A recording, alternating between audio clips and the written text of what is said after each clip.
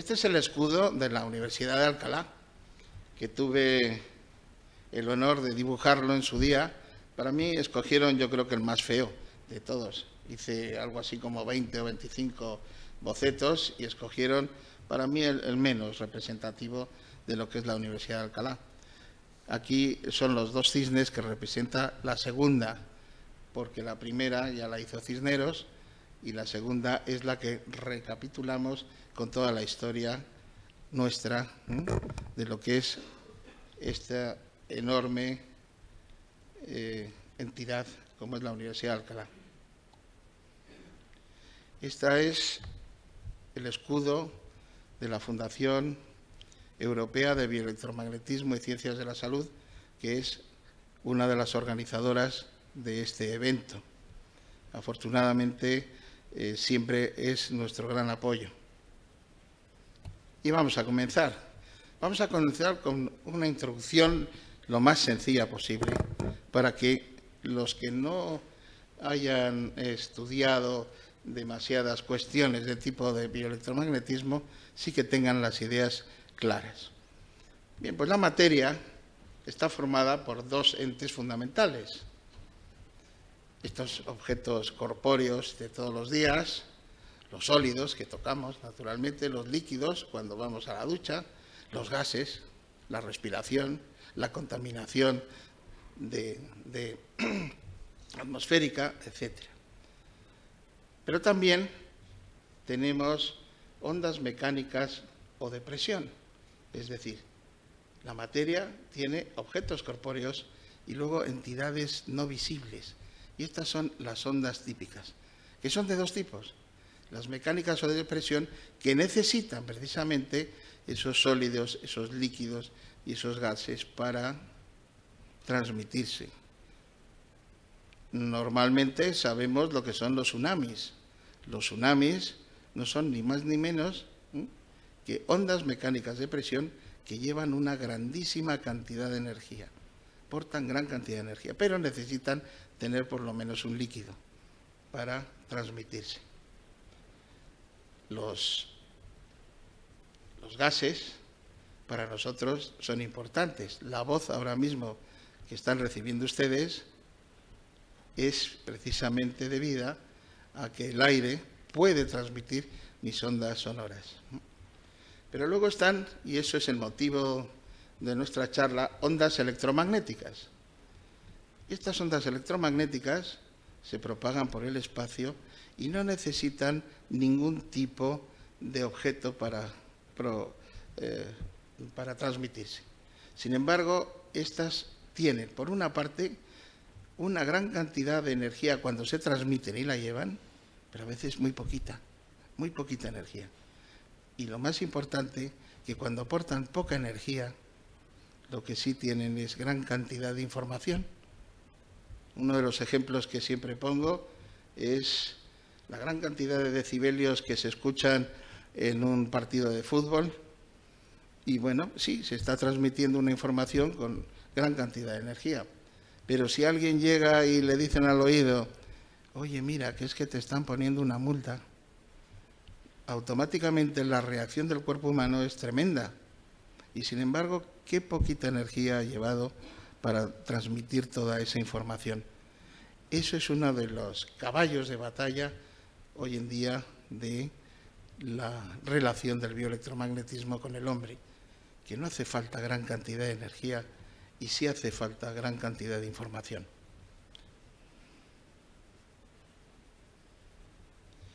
Por otra parte, la vida se caracteriza por un equilibrio dinámico estacionario. Eso ya lo definió Prigogine, premio Nobel, en 1977.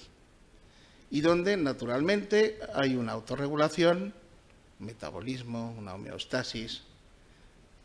Por supuesto, hay una autoperpetuación, que es la reproducción. Cumple ciclos, entre otras cosas, ciclo celular, ciclo hormonal, ciclo de la vida misma. Y lo más importante de todo es que genera y sincroniza ritmos. Y esto es una de las más importantes cuestiones que llevamos hoy en día. Ha nacido la cronobiología, la cronobiología, que es el ritmo. Ritmo que va desde la bioquímica más pequeña hasta el cuerpo humano entero. Y que naturalmente tiene que sincronizarse con muchos otros aspectos del hábitat donde vive el hombre. Destacar que las células son precisamente las unidades funcionales y morfológicas de nuestro organismo y en general de los seres vivos eucariontes. Las células son, por tanto, de naturaleza bioquímica, por supuesto. La complejidad de la evolución nos ha llevado a tener una bioquímica muy, muy intrincada. Pero también es una parte, la célula, de componentes bioeléctricos. Y naturalmente es también de naturaleza bioelectromagnética, porque separar la electricidad y el magnetismo es un poco menos que imposible. La electricidad en movimiento, simple y llanamente como definición, no es ni más ni menos que el magnetismo. Luego, todo se está moviendo a nuestro alrededor y la electricidad va a producir magnetismo. Gran cantidad de magnetismo o poco, pero ahí ya lleva información. Desde un punto de vista termodinámico, que eso ya lo dijo Gibbs, el gran padre de la termodinámica aplicada a la biología, todas las células se encuentran fuera de ese estado de equilibrio electroquímico. Todas. Las células no son ni más ni menos que sistemas abiertos con puntos sumentes y puntos surgentes de materia y de energía. Esa energía es fundamental. Este, ya lo dijimos, es un sistema dinámico estacionario que precisamente es la condición fundamental de la vida. Una ley que normalmente la aplicamos es la ley de la irritabilidad, más o menos modificada y adaptada a la vida moderna, que se nos queda de esta manera. Ley biológica universal, eso está claro.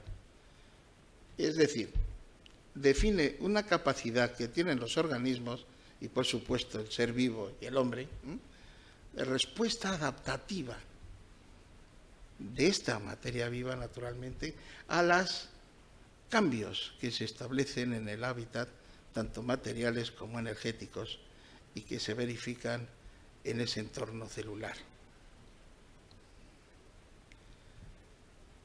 Cuando la ingeniería biomédica naturalmente empieza a indagar sobre los problemas de tipo biológico, nos damos cuenta de que todo puede ser interpretado según la tecnología moderna, y así el tacto y la presión no es ni más ni menos que tener una serie de transductores o de cambiadores que lo transforman y lo llevan a un impulso eléctrico.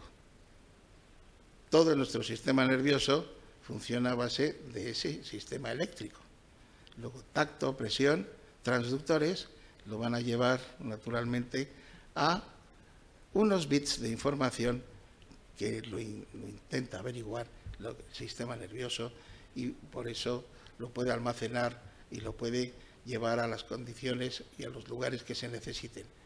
Lo que está llevando es información bioelectromagnética, bits de información.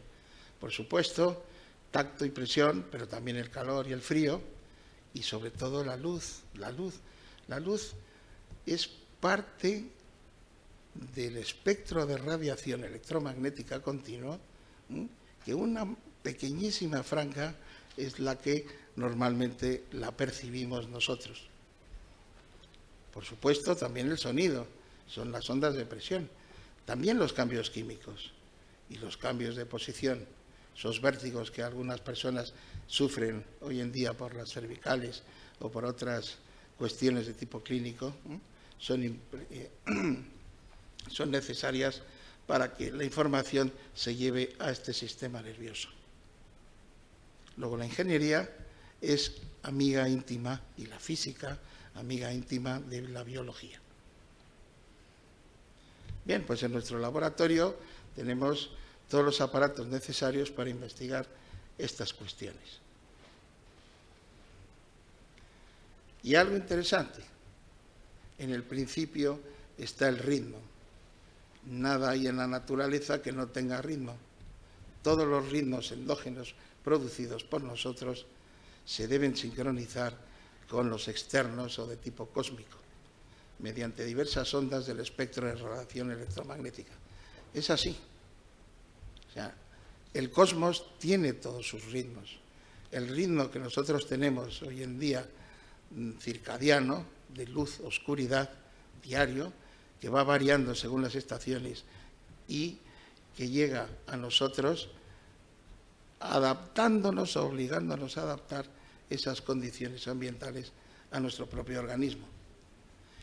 Y resulta que ese sincronizador que establece la comunicación entre el organismo y el cosmos es la luz. La luz. La luz es un sincronizador y lo llamamos sincronizador principal. Pero también hay otros. Hay otros como pueden ser de mucha menor energía, que son las resonancias de Schumann, por ejemplo, son las micropulsaciones geomagnéticas, perdón, voy a beber un poquito de agua.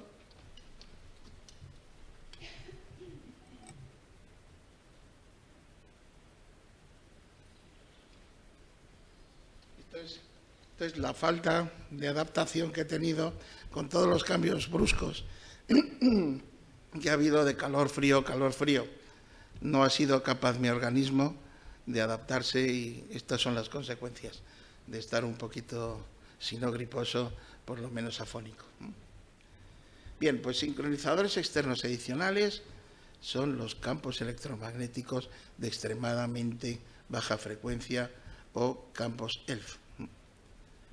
Y ahí están toda una serie de condiciones en el medio ambiente de tipo geomagnético si vienen de la Tierra y de tipo cósmico si vienen del Sol o de las estrellas o simplemente del espacio interestelar.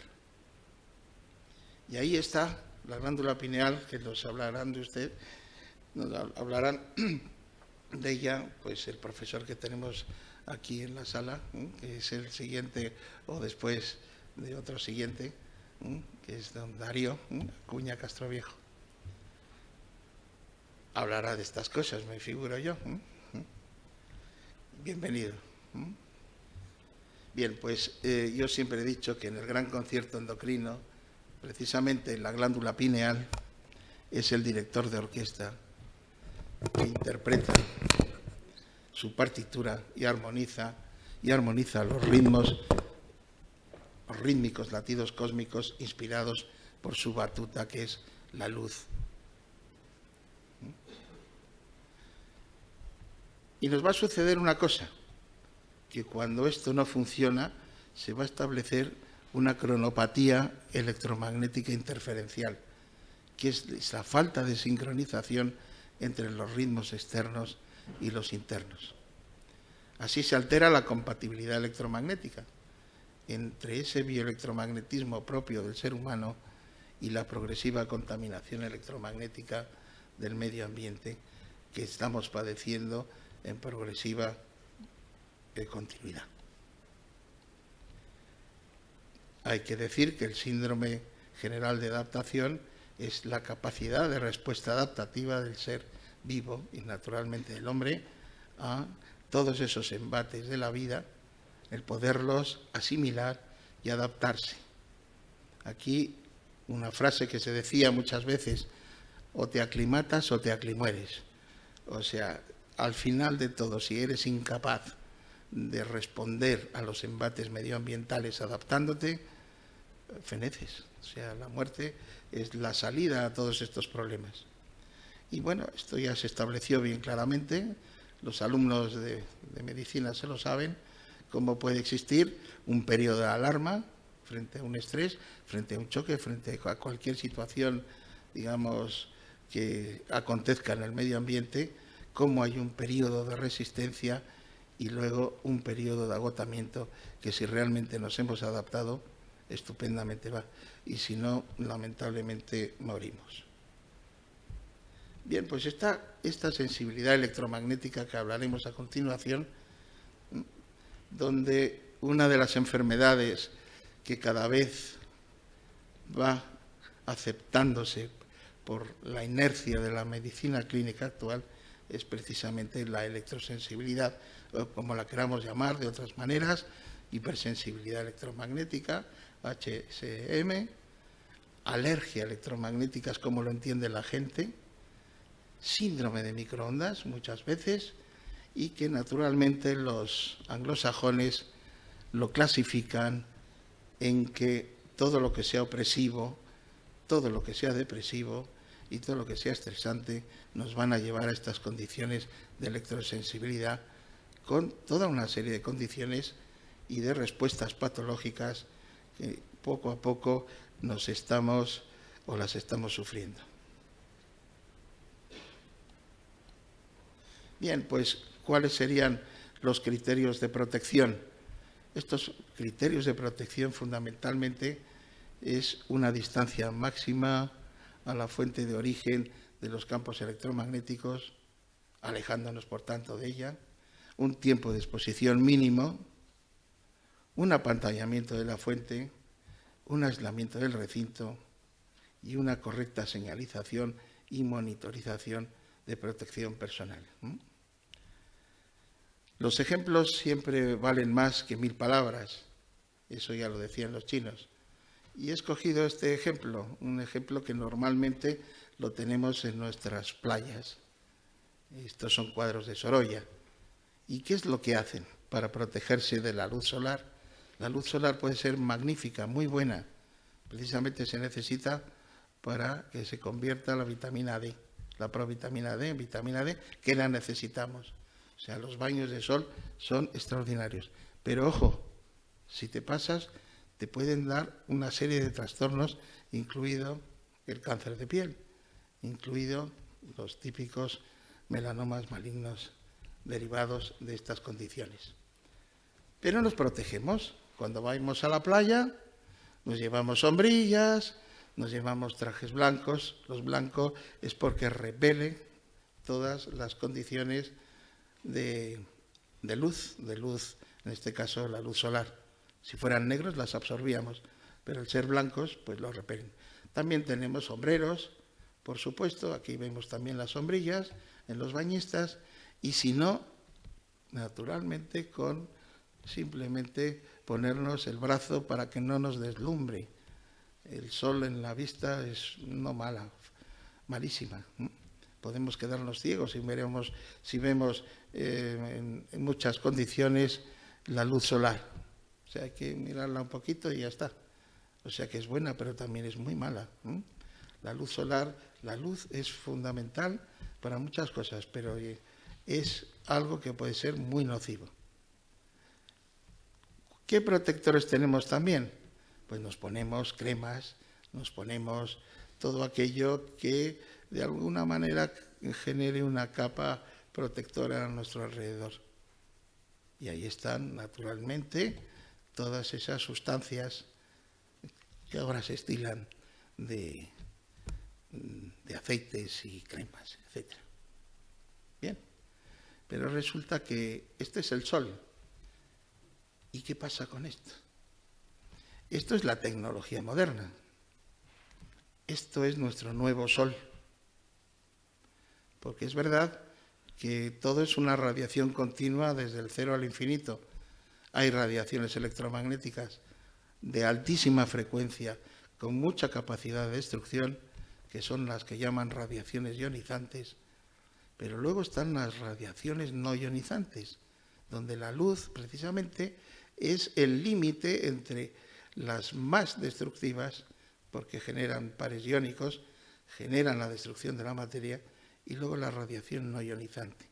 Pero la luz está entre medias. Luz que puede ser visible, pero también puede ser luz invisible, aunque nosotros no la percibamos. El cuerpo sí reacciona. Y llega la época moderna, con todas estas antenas, todas las telecomunicaciones. ¿Y qué pasa con ello? Esto es nuestro nuevo sol. Un sol, digamos, con una energía relativamente pequeña. No llega a la radiación ionizante, pero que es perenne. Y está rompiendo los ritmos.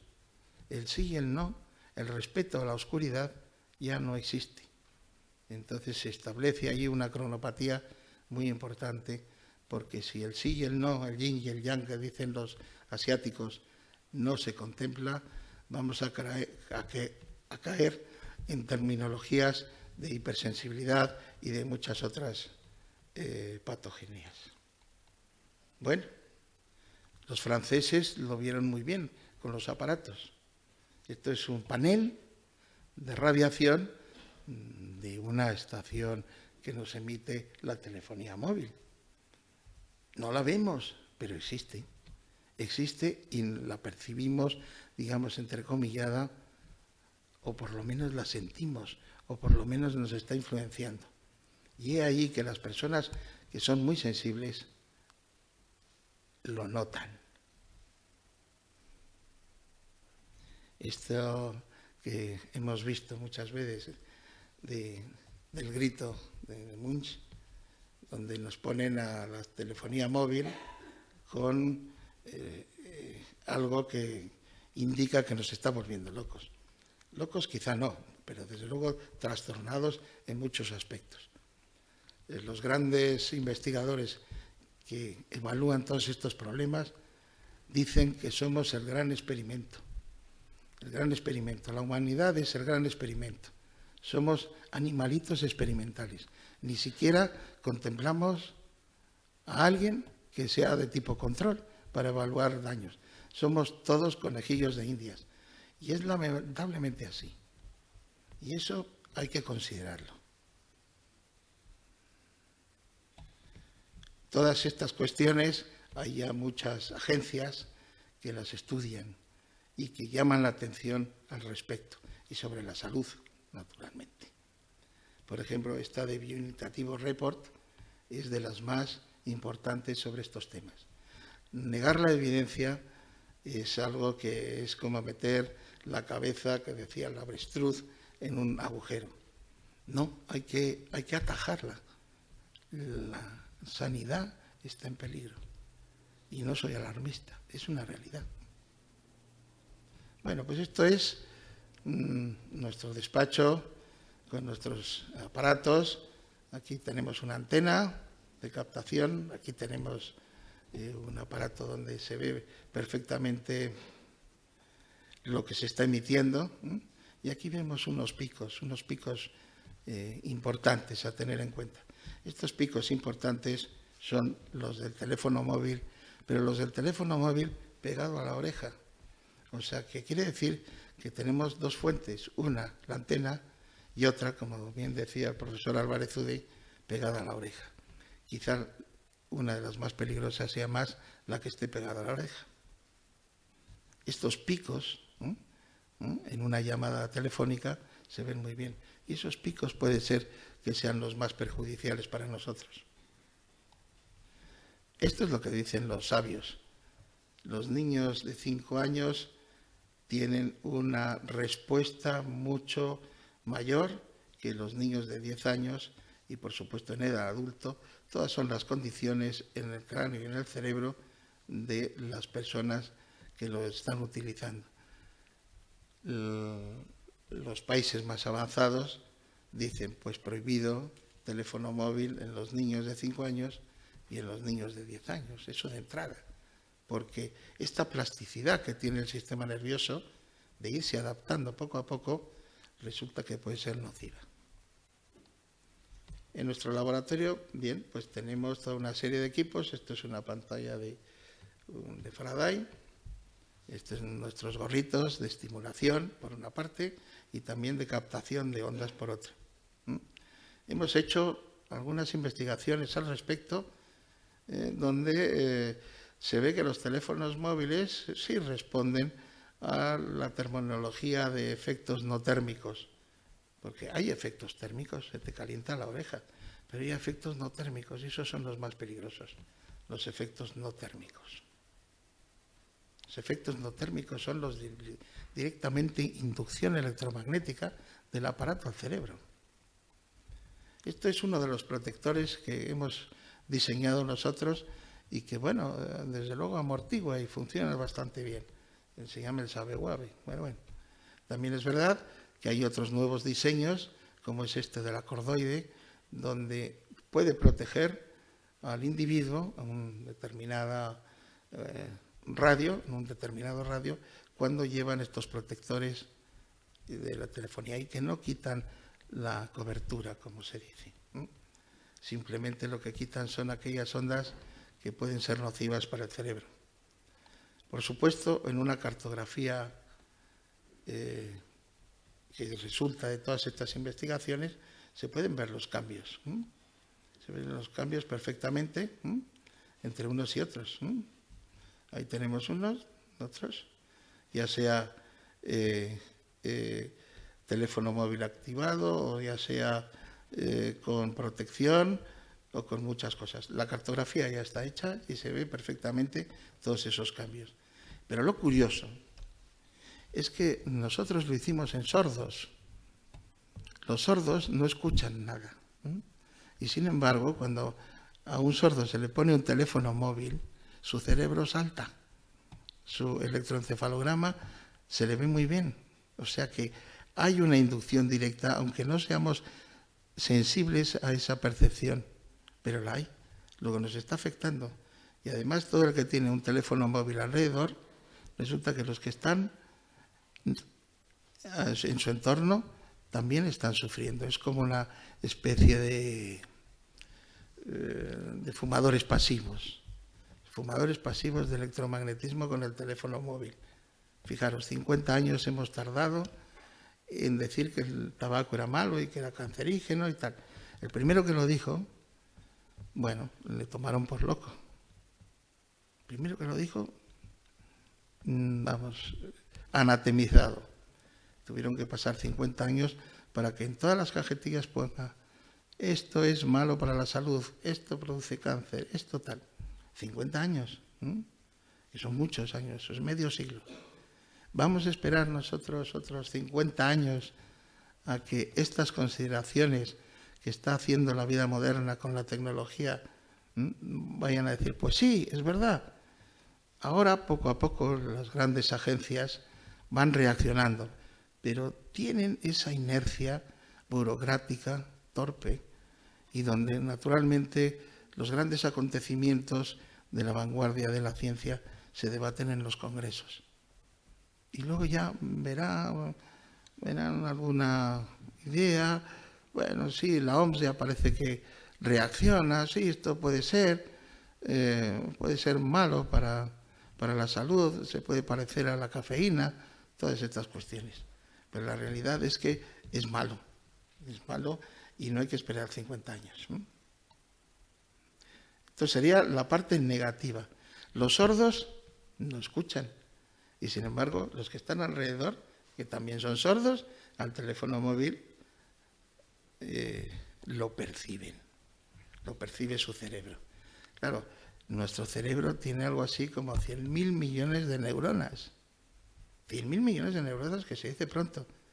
Por supuesto tenemos transductores de información, pero también directamente, ¿no habrá alguna neurona que se la pase a los demás sobre esta información que está llegando? Con toda probabilidad. 100.000 millones de neuronas es tantas como estrellas hay en nuestra galaxia, la Vía Láctea. Y todas las dendritas y axones que tienen las neuronas son como 1000 galaxias juntas de la Vía Láctea. Ese es el número que se calcula y es lo que tenemos en nuestro cerebro. Alguna neurona de estos teléfonos nos estará no mandando una transducción, digamos, de onda sonora a través del aire, sino directamente sobre nuestro propio cerebro. Tenía que haber dicho que teníamos, como dicen en la ópera y en el teatro, que haber apagado nuestros teléfonos móviles. Bueno, todas estas cuestiones las hemos llevado a congresos y en esos congresos es donde se ha debatido y se ha visto la peligrosidad y que hay que tomar riendas en el asunto. Esto es simplemente algunas de las aportaciones que ha realizado nuestro equipo interdisciplinario, porque no solamente hay médicos, hay físicos, hay ingenieros y hay mucha gente que puede aportar sus conocimientos a todas estas cuestiones. Bueno, estos son algunos de los trabajos que hemos hecho. Están en inglés, pero esto está en cualquier... vienen hasta en internet. Por supuesto hemos hecho tesis doctorales.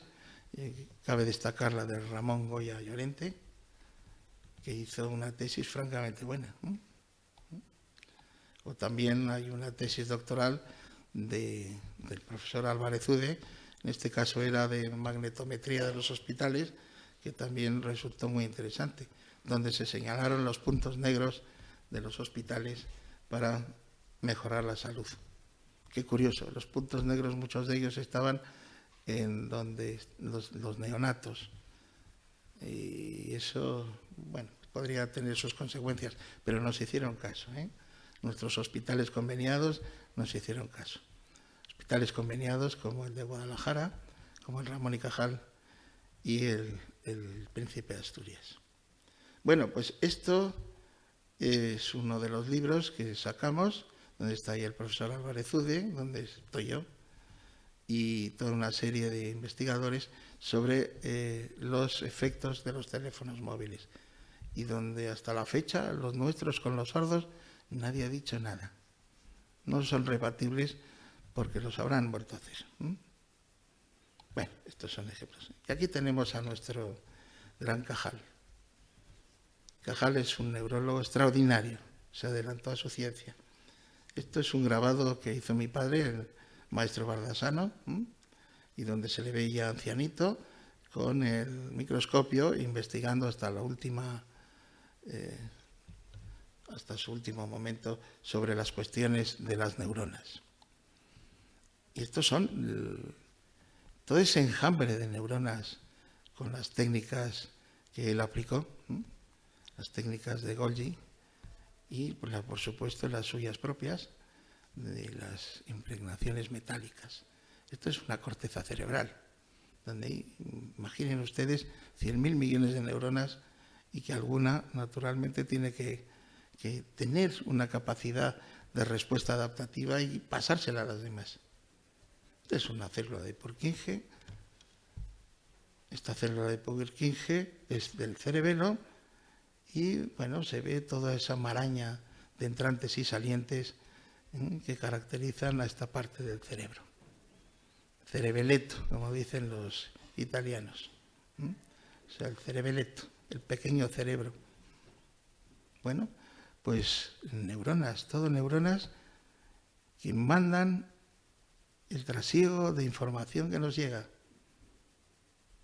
Todo a través de transformadores, pero también directamente. El hipocampo, ahí están donde radican las emociones. ¿Realmente pueden hacer algo sobre las emociones? Pues a lo mejor nos están induciendo mediante radiaciones de tipo maquiavélico, influenciar a todos nuestros cerebros poco a poco. Ya alguien lo planteó muy seriamente de que somos los conejillos de Indias y que nos pueden manipular. Otras consideraciones a tener en cuenta es que el sistema nervioso no solamente son neuronas, hay un equivalente también en células acompañantes importantísimas que son las células neurogliales. Estas células neurogliales son las que hacen de intermediario entre la sangre que va a obtener los productos necesarios para llevárselas a las neuronas como alimento, su gasolina, su glucosa, y luego devolverlas en forma de CO2 y agua. Bueno, pero es que esta parte del sistema nervioso no se había investigado lo suficiente con relación a los campos electromagnéticos. Pero ha habido ya investigadores de decir, ojo, esto es lo que se denomina la barrera hematoencefálica. Entre la neurona y los vasos está esta barrera hematoencefálica que es la glía, la neuroglía. Bueno, pues ya hay fotos y eso es ineludible. Cuando uno muestra la foto en que la barrera hematoencefálica queda trastornada cuando se utilizan los teléfonos móviles. Eso fue un investigador en Suecia que se llamó Neil Salford. Bueno, ahí le tenemos, Neil Salford, sobre el daño de las neuronas cerebrales en cerebros de mamífero expuestos a microondas de los móviles GSM. Y esto es lo que encontró. Aparte de las destrucciones de la barrera hematoencefálica, determinadas sustancias albuminoideas que se acumulaban en el cerebro. Esto es con animalitos, pero es desde luego característico. Y estas son las fotos. Cuando hay fotos no se duda. ¿Qué pasa esto? Esto es bioquímico, sí, pero puede fallar. Pero la foto es la foto. Si las técnicas están bien hechas, son características. Y aquí se ve un cerebro totalmente lleno de estas perturbaciones patológicas frente a otro, de ratita, que no las tiene.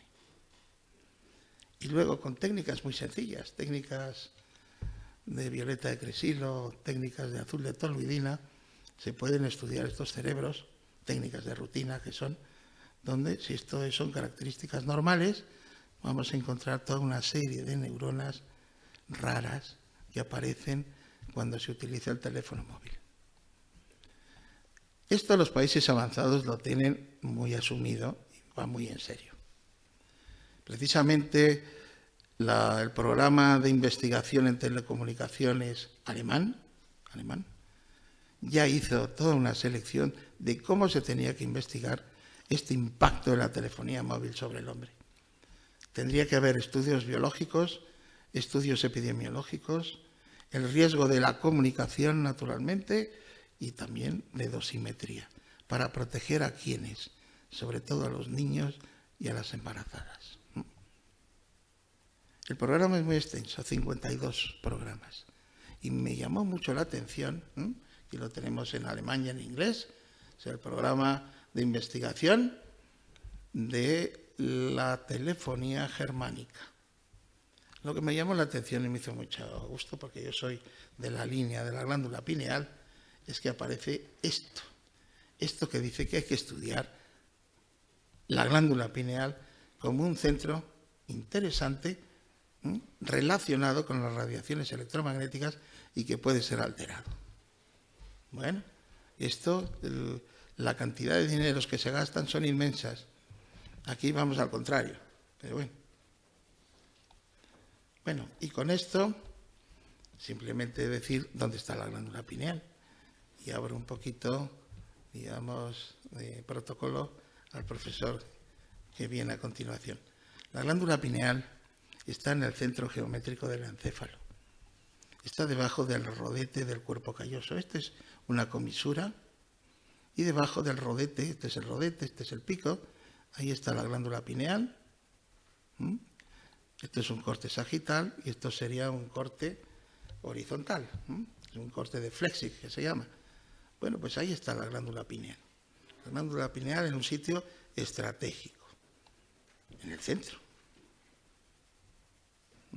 En las técnicas nuevas de imagen la podemos ver calcificada. Y se ve muy bien, perfecta. Cuando yo estudié en la histología, en los tratados de anatomía, había 4 líneas. Glándula pineal, estructura carente de importancia que se calcifica y degenera con el paso de los años, más o menos. Y no había más. En poco tiempo ya hubo 2 revistas internacionales que se han dedicado al estudio de la glándula pineal. La Pineal Research Review y la Journal of Pineal Research, editadas en los Estados Unidos. El avance ha sido espectacular, solamente para estudiar un órgano que cuando yo estudié eran 4 líneas. Ahora son revistas y revistas y más investigaciones al respecto.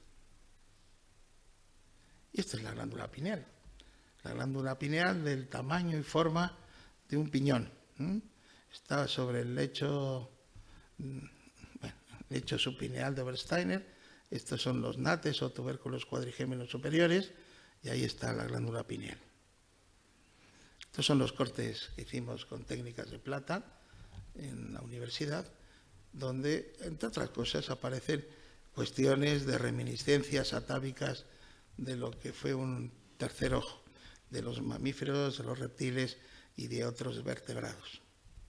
Pero aquí, de vez en cuando, podemos ver esas reminiscencias atávicas. También interesantes son las curvas de Liesegang, que se forman cuando en la arenilla cerebral o en los acervuli cerebri aparecen de esta manera. Hoy en día ya se toman en serio el hecho de que estas curvas de Liesegang, que van condicionadas por la edad, pueden decir exactamente la edad de un individuo y lo que le está pasando. Y alguien ha postulado, habría que certificarlo bien, la relación de estas curvas con, decían, las manchas solares. ¿Usted qué dice? Bueno, es real el hecho de que esto lo podemos ver en una ciencia que se llama dendrología, donde estudia los cortes de los árboles y las secciones, y donde se ve que periódicamente hay eventos que relacionan a las plantas con el sol, y sobre todo cuando hay más o menos manchas solares. Las manchas solares tienen un ciclo de 11 años, ahora precisamente tenemos un ciclo importante de manchas solares, y entonces esas curvas de Liesegang, con sus periodos determinados, pueden tener quizá alguna relación. Eso es futuro poro, ¿eh? Aquí estos son avances científicos de todo lo que vamos investigando. Bueno, esto, y no entro más en detalles, son las estructuras que asemejan o recuerdan a ciertas condiciones de lo que pudo ser un ojo. Y luego la glándula pineal, en el gran reloj cósmico, la luz y la oscuridad, el sí y el no, el yin y el yang, de las cuestiones que los alemanes llamaron el Zeitgeber. Esto es lo que ocurre, el nervio óptico llega, la transducción de la señal sí, señal no, luz, oscuridad, y la lleva tras una serie de vías hacia la médula torácica y de ahí al ganglio cervical superior y al órgano pineal. Bueno, esto es otro dibujo de que la glándula pineal luego transduce la señal bioeléctrica que le llega por el camino de la tienda del cerebelo y por unos nervios que se llaman nervios conarios, inerva la glándula pineal y sus eventos los va a transformar en química. Y esa química son los productos metabólicos, entre ellos está la melatonina que se genera por la noche. Si hay luz, se queda inhibida la glándula pineal. Si hay luz, y ahora venimos a lo siguiente, luz visible. Pero es que parece ser que las radiaciones, tipo microondas y unas más pequeñas, también hacen el efecto de luz. Y al hacer el efecto de luz rompen el ritmo pineal, con lo cual pueden generar cronopatías. Bueno, esto es de investigadores que se hicieron en el sur, donde creo que también colaboró el profesor Darío Acuña, donde la melatonina pues es un oncostático, es un inmunomodulador, regula la madurez sexual, el antienvejecimiento y muchas otras cosas que ya nos lo dirá el profesor.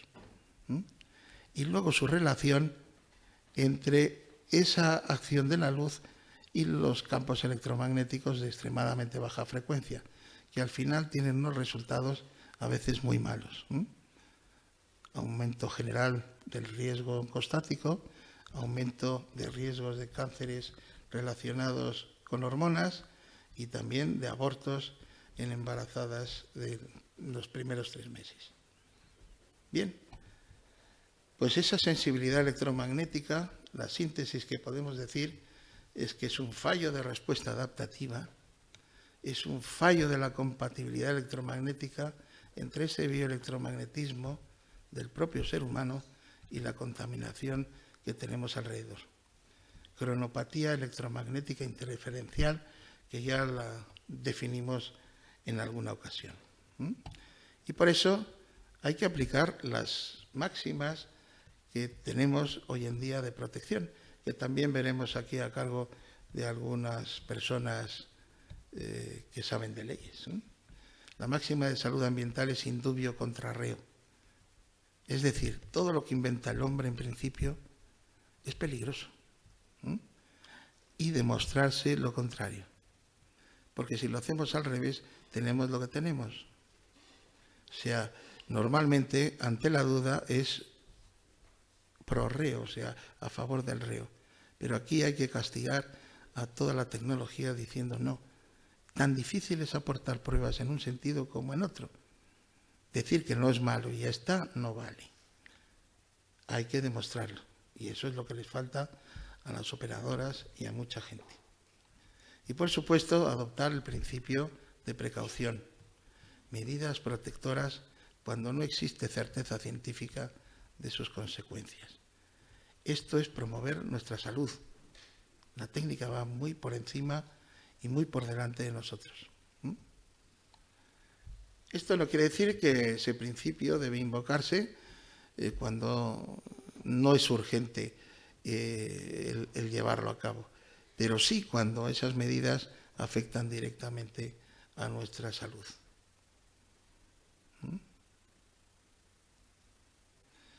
Por supuesto, hay que tener aspectos técnicos y laborales importantes. La manera de proceder es siempre medida y control de aparatos y emplazamientos con un informe técnico adecuado. Criterios de protección, señalización, blindaje, monitorización, medidas correctivas y preventivas periódicas y sobre todo que todas estas cuestiones de hipersensibilidad electromagnética las diagnostique no un médico normal, sino un especialista.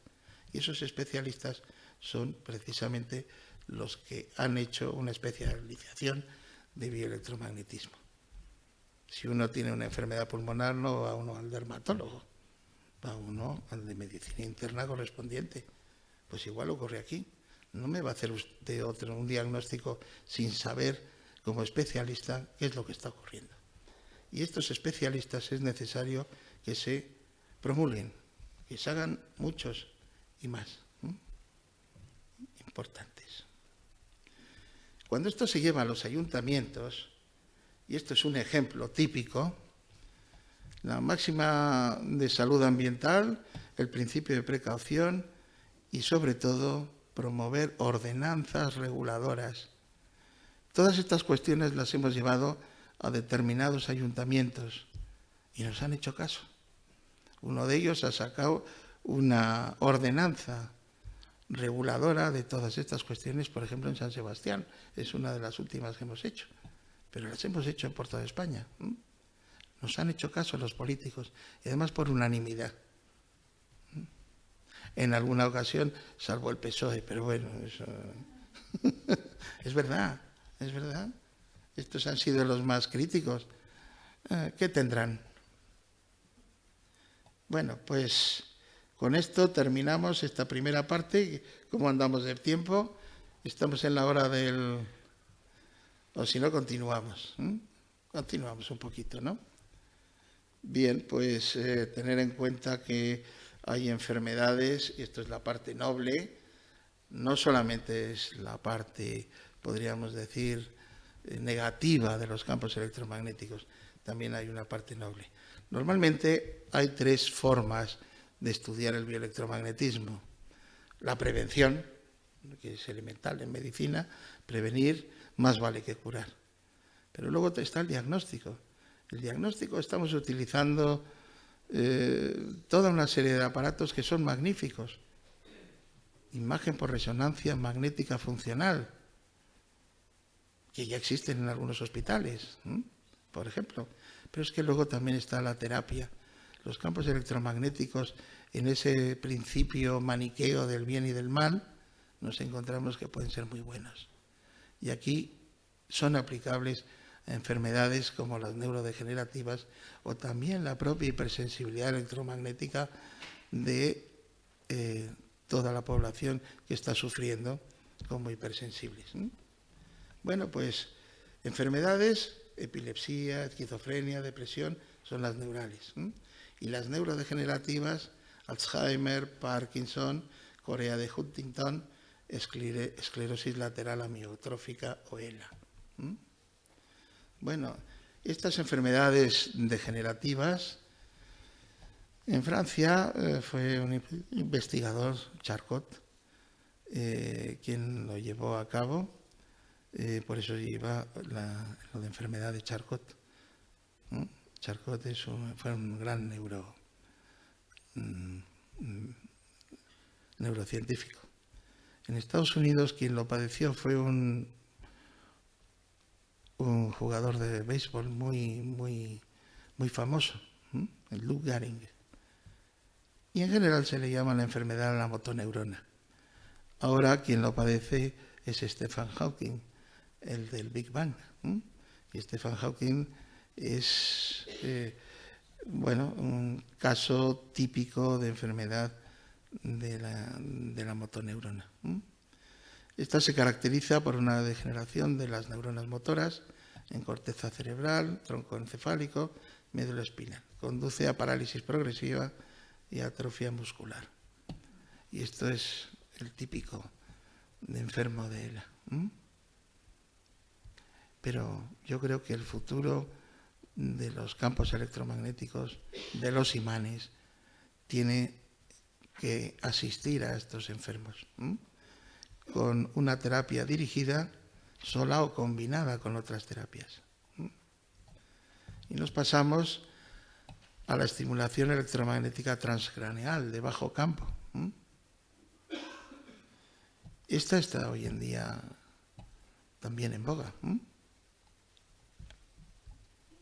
¿Qué tal andamos de tiempo? Nos queda un cuarto de hora, ¿no? Me parece. Bueno, pues esta estimulación electromagnética transcraneal de bajo campo ya la hemos investigado. Estos son todos los esquemas de nuestra situación, de cómo se establecen los circuitos, de cómo se hace la estimulación, cómo se recoge, etc. Este es uno de nuestros inventos, patentado y esas cosas. Y esto es el ejemplo de cuando lo hemos hecho con Consola. Esto fue José Luis Ramos. José Luis Ramos fue un gran colaborador nuestro, lamentablemente ya fallecido, que se dedicó en nuestro laboratorio a hacer inventos. Y uno de ellos es este. Ahora lo que hemos investigado es, primero, estimular y luego recoger la señal. Estimular, dejar un periodo de tiempo para que no haya interferencia y luego recoger las señales. Esto es lo mismo que habíamos explicado. Estos son los estimuladores, según las normativas internacionales de disposición de las bobinitas, etc. Bueno, y esto es lo que estamos intentando llevar a cabo con una empresa importante, electromédica Helios, y que lo hemos llevado ya a congresos y que funciona muy bien, realmente muy bien. Todavía estamos con prototipos, pero realmente funciona. Funciona y es un futuro prometedor para todas estas enfermedades neurodegenerativas y luego también para la hipersensibilidad de las personas que lo padecen, hipersensibilidad electromagnética. En este caso ya se ha pasado no a tener estos aparatos tan complicados, sino aparatos mucho más reducidos como son estos, que son a pilas incluso y se pueden llevar a cualquier sitio. Pero una de las consideraciones más invalidantes que tiene, por ejemplo, el Parkinson es el tremor, es el tembleque. Naturalmente sí hay posibilidad de eliminar ese temblor, pues la persona que escribe, la persona que dibuja, puede perfectamente llevar a cabo su trabajo. Y esto se puede, o mejor dicho, ya se ha logrado. Hemos hecho varias tesis doctorales donde damos las pautas específicas de cómo se tiene que llevar. Y ya está. Bueno, no hay más cosas. La estimulación eléctrica transcutánea de un aparato que es el NEAS Topology System, donde lo hemos probado y funciona también bastante bien.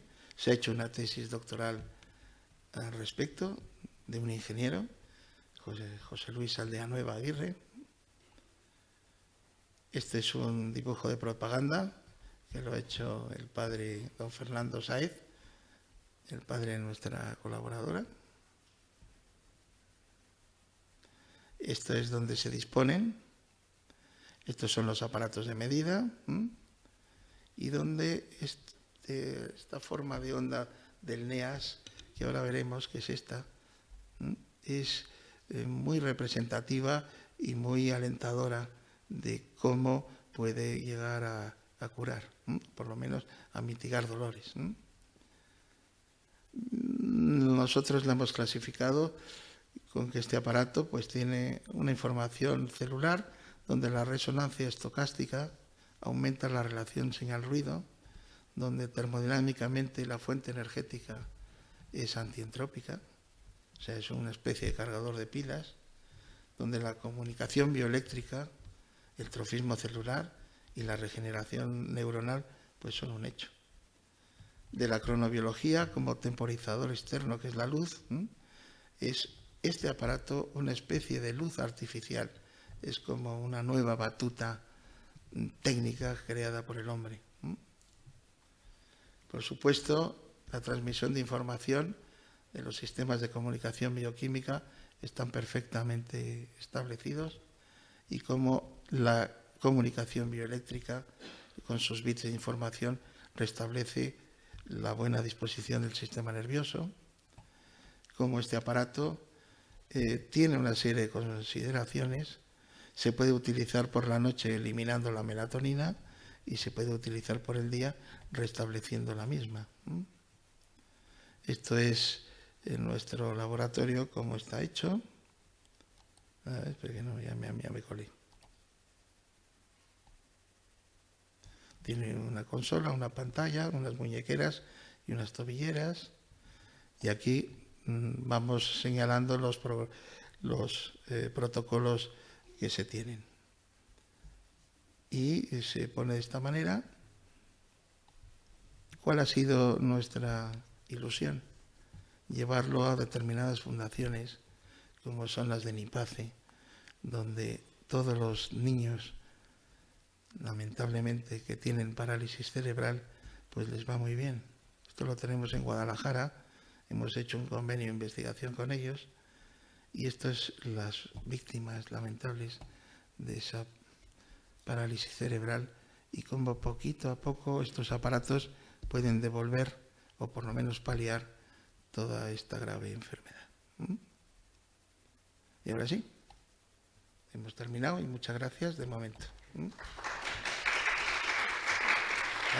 Aplausos a vosotros por aguantarme. Bueno, yo creo que toca un descansito, ¿no? Es así como tienes el programa.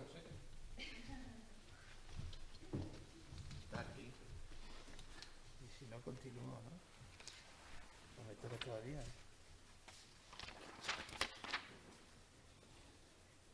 Son 11:30. Bueno, adelantamos porque empezamos también antes. Bueno, No. Mira, bueno, sí. Voy a consumir mi tiempo, que todavía tengo unos minutos. Y ya está.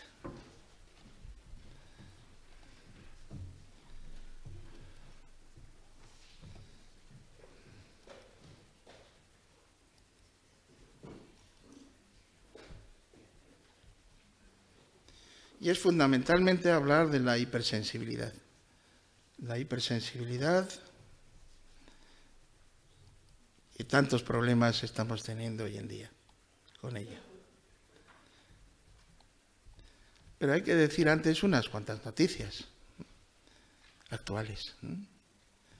Una de esas importantes, el día 13 de junio me parece, se celebraba el Día Mundial del Cáncer de Piel, relacionado, o sea, con toda una serie de acontecimientos. Y esto es la piel. La piel es un órgano extraordinario. Este órgano extraordinario tiene una complicación enorme. Y la piel precisamente es donde radica la posibilidad de que se genere determinados cánceres como el melanoma maligno. Bueno, la piel tiene memoria. Todo lo que vamos recibiendo de luz solar la vamos acumulando en sus células. Y queramos o no, a la larga nos va a envejecer prematuramente y nos va a dar en la piel pecas, por ejemplo, y toda una serie de estructuras que han sido la condición de haber acumulado esa radiación durante mucho tiempo. Los campesinos se les nota demasiadas arrugas en la piel, en la cara. Parece usted un viejecito, que a lo mejor tiene 30 años o 40 años. O sea, esa capacidad de acumulación es un hecho. Y sobre todo tener en cuenta el melanoma.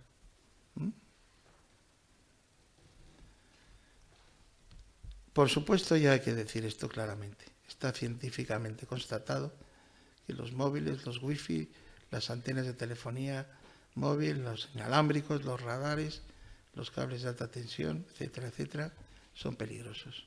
Y hay que combatirlos, no eliminarlos. Creo que el progreso tiene que ir a la par, pero hay que protegernos, desde luego. Esta es una de las grandes noticias que precisamente de la imprenta nos va a llegar una copia, donde más de 200 científicos se han reunido para escribir al secretario general, a Kofi Annan, y decirle que ya está bien. Esto es la primera reunión que hubo en Berkeley, promovida por Elizabeth Kelly. Elizabeth Kelly es la que ha contactado con esos 200 investigadores, y esta es la condición. Los investigadores, los científicos internacionales protestan sobre todas estas cuestiones de la telefonía móvil y de la tecnología en general. Eso lo tenéis en castellano y luego lo podéis ver. De los que firmamos, yo firmé entre ellos. Ahí está. En España, algunos los conozco, otros no. Conozco a Navarro, conozco a Balmori y a Perret. Las otras dos personas no. Pero bueno, creo que todo el mundo se puede sumar a esta idea. Este es Blask, Martin Blask. Martin Blask es uno de los promotores que dice, ojo, y es un investigador importante, y es una persona muy alta. O yo soy muy bajito, cuando estoy a su lado ahí en los congresos, pues nos saludamos y hay una amistad. Y este es Ole, nuestro amigo Ole. Ole, que es el sueco que ha hecho la investigación más exhaustiva sobre la hipersensibilidad electromagnética. Tiene muchísimos trabajos al respecto. Este es uno de los congresos. Este fue en Sicilia, en Palermo. Aquí está Markov, aquí estoy yo, y aquí está Neil Salford. Neil Salford es este señor. Neil Salford es el que dijo, ojo con los teléfonos móviles. Es el que soltó la broma de los mamíferos, pero donde señaló perfectamente que hace daño el teléfono móvil. Y donde esto es lo que ya habíamos explicado, denota la importancia de sus investigaciones. Y aquí vamos a lo siguiente, conceptualmente. Todas las enfermedades humanas resultan de la interacción entre la genética, lo que tenemos heredado, y por supuesto los factores que modifican estas consideraciones que son de tipo medioambiental. Y hay causas primarias. Ya esto está bien estudiado, entre el 70 y el 90% están relacionadas con el medio ambiente. Y luego están las exposiciones tóxicas. Las hay primarias, biológicas, químicas, físicas. Dentro de las biológicas, pues pueden ser las patógenas y también las humanas como las psicológicas. Eso hay que considerarlo. Y en un historial clínico debe aparecer. Una persona hipersensible debe de ser investigada de cabo a rabo, de la A a la Z. En una investigación muy reciente de Rea, de William Rea, en Phoenix, más o menos unos 1.500 casos estudiados, donde aparecía como primario la sensibilidad química, sobre todo la sensibilidad química múltiple. Es decir, la hipersensibilidad electromagnética es secundaria a padecer una sensibilidad química. Existe una correlación elevada entre la sensibilidad del 85%, según este estudio, entre la sensibilidad a campos electromagnéticos y a los metales. ¿Quién no ha estado en contacto alguna vez con metales? Zinc, cobre, cromo, cobalto, acero inoxidable, titanio, magnesio, níquel, molibdeno, etc. Y se ha visto que de esa cantidad, 200 pacientes son alérgicos a estas sustancias. Primera consideración. Interesante porque los hipersensibles han tenido que tener primero un contacto y una reacción inmunológica a estos metales. Luego, el 80% ha estado expuesto a pesticidas. ¿Quién no ha estado expuesto a pesticidas alguna vez? Sí, hasta todas las frutas que nos venden en el mercado y muchas otras tienen pesticidas. Trastornos pulmonares o respiratorios, trastornos hematológicos, trastornos del cabello, trastornos en la orina, en un 90%. Pero ya son trastornos asociados más o menos a patologías crónicas o agudas. Pero también, que no se nos olvide, los estados emocionales de tipo psicológico. Esos son importantes. Nosotros no solamente somos cuerpo, somos también reacción anímica. Y la psicología es importantísima. Por eso hay que tenerlo en cuenta, las reacciones de los estados emocionales. Procesos crónicos, procesos degenerativos, esos son, digamos, la base para tener la hipersensibilidad electromagnética. Por tanto, en ese historial clínico debe estudiarse esa predisposición y asociada naturalmente a lo que ya llamamos, que nos se escapa un poco, sensibilidad química múltiple. Diversos tipos de alergia, sobre todo la alimentaria. El que padece alguna alergia alimentaria termina con esta historia. También del aire. Ya hemos dicho los componentes nitrogenados del aire, el ozono, el monóxido de carbono, partículas en suspensión, como el plomo de las gasolineras, el cadmio, el mercurio, que ya lo hemos dicho, y por supuesto a los campos electromagnéticos incontrolados de diversas fuentes. El aire que respiramos en nuestras casas, en nuestros edificios, también puede generar ello. El gas natural, el gasóleo, el carbón, pesticidas que también utilizamos por alguna razón, aldehído fórmico, disolventes. Vamos a echarle este poquito aquí al agua para limpiar mejor el baño. Bueno, humos, o bien de la cocina o bien de chimeneas, etc. Sobre todo plásticos también, pegamentos.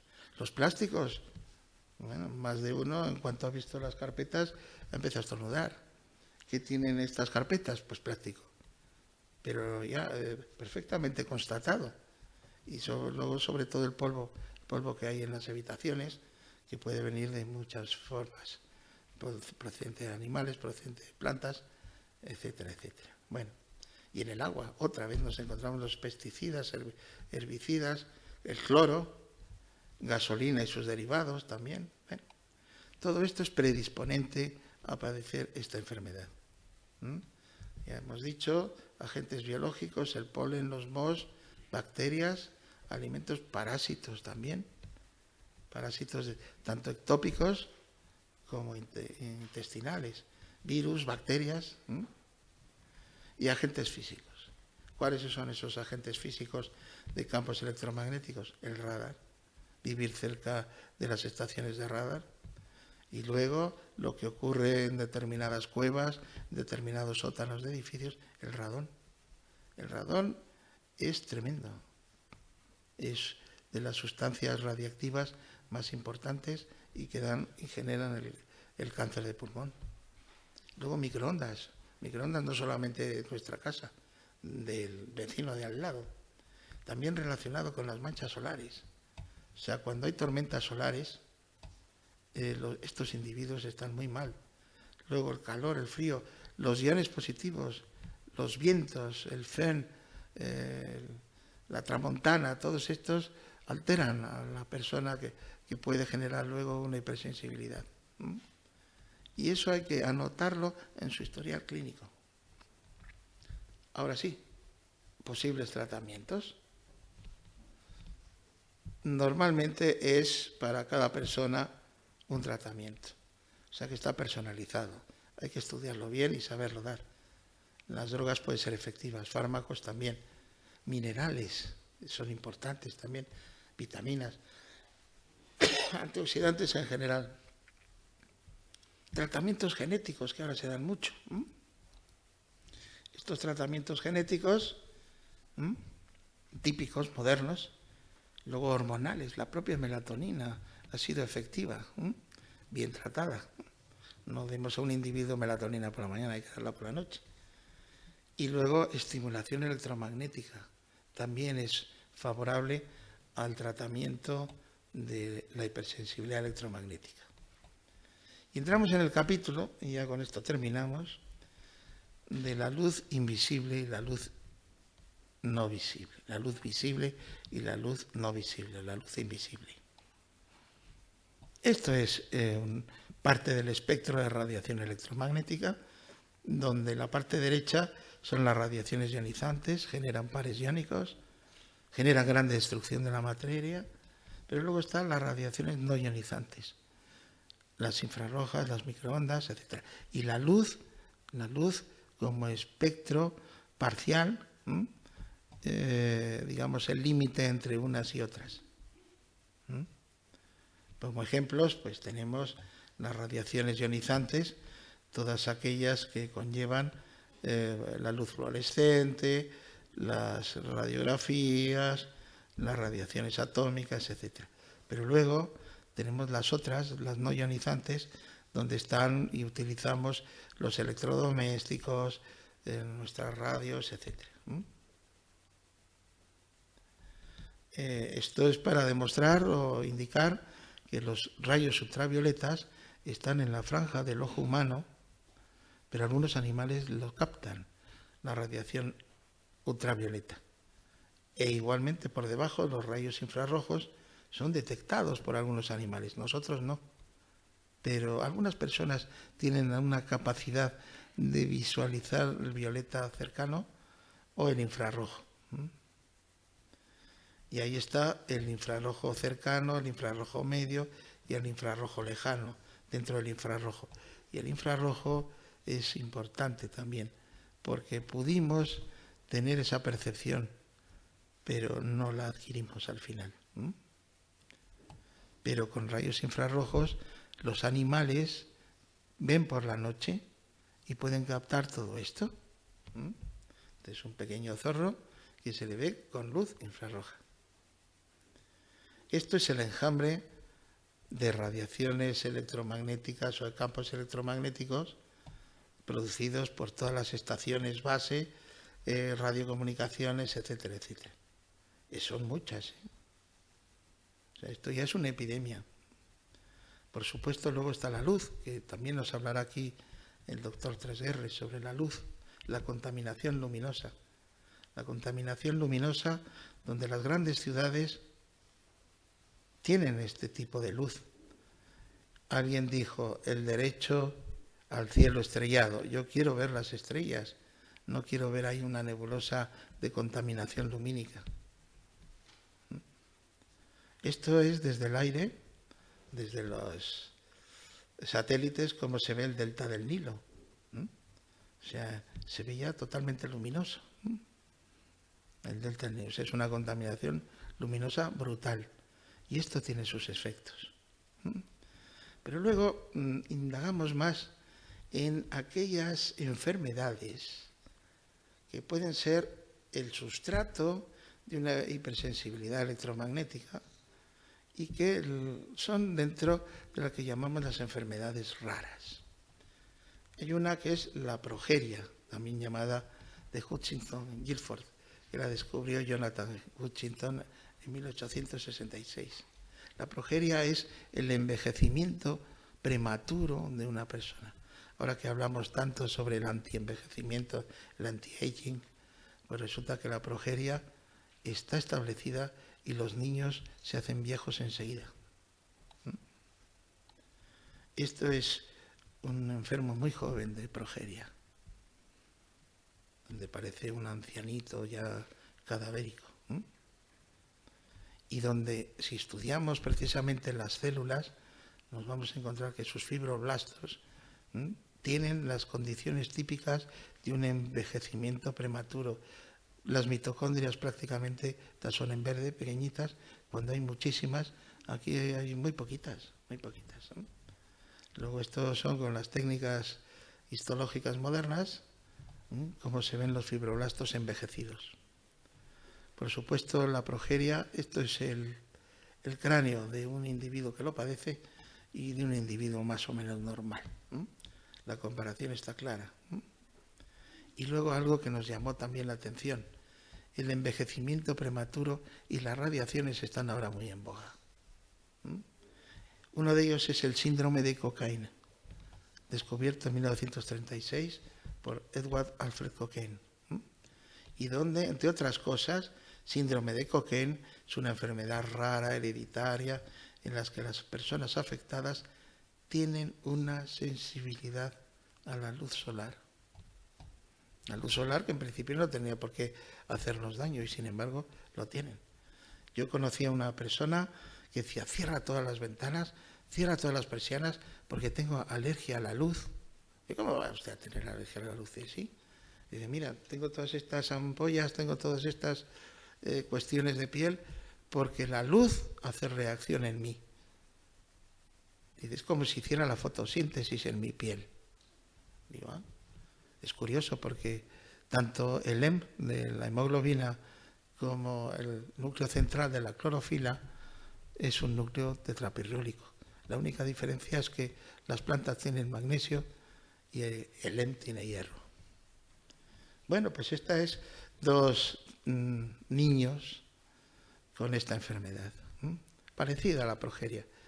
Son enfermedades que envejecen prematuramente. Luego hay otras, las porfirias.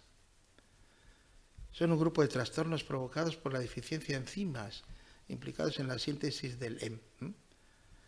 Las más fundamentales, la cutánea, la aguda intermitente, la eritropoyética. Bueno, aquí en una clasificación mayor, las más interesantes sobre el tema que nos acontece son las porfirias eritropoyéticas congénitas y luego las cutáneas. Bueno, pues esto es el núcleo porfirínico, tetrapirrólico, más sintéticamente así, una protoporfirina 9, por ejemplo, pues tiene esta estructura y alteraciones sobre esta estructura química es la que produce todas estas alteraciones en el ser humano. ¿Cómo se puede detectar? Con la llamada luz de Wood. La luz de Wood es una luz ultravioleta que se puede conseguir en cualquier sitio. También la utilizan, la llaman luz negra, la utilizan en las boats, La utilizan en determinados centros nocturnos. Y una cosa interesante, la luz de Wood, cuando se ilumina a las ratas, en general a los mamíferos tipo conejos, tipo liebres, hámster, etcétera, la llamada glándula de Harder, que es una glándula lagrimal accesoria, está detrás del ojo, la glándula de Harder se enciende. Y alguien ha dicho, ¿y la glándula pineal? ¿Se nos enciende también? ¿Y si las radiaciones nos encienden y nos alteran la glándula pineal? Bueno, pues eso es una hipótesis de trabajo a tener en cuenta, pero la glándula de Harder está claro. Estas personas las podemos ver con luz ultravioleta de esta manera, perfectamente identificables, o así. Y por supuesto pueden llevar a trastornos gravísimos. Precisamente esa especie de fotosíntesis de la piel lleva a estos trastornos de la piel por la luz solar. ¿Cómo se puede detectar también? Pues se puede detectar con la luz ultravioleta. Cuando hay porfirias, aparece esta sustancia de color rosáceo. La sangre en la casa de las eritropoyéticas pues es fluorescente. Los dientes son fluorescentes. Y ya está. Hemos terminado. O sea, quiero esto decirse que para estudiar la hipersensibilidad electromagnética hay que hacer toda una serie de valoraciones biológicas, químicas, físicas, y luego en el historial clínico saber cómo se puede intentar tratar. Y nada más, muchas gracias.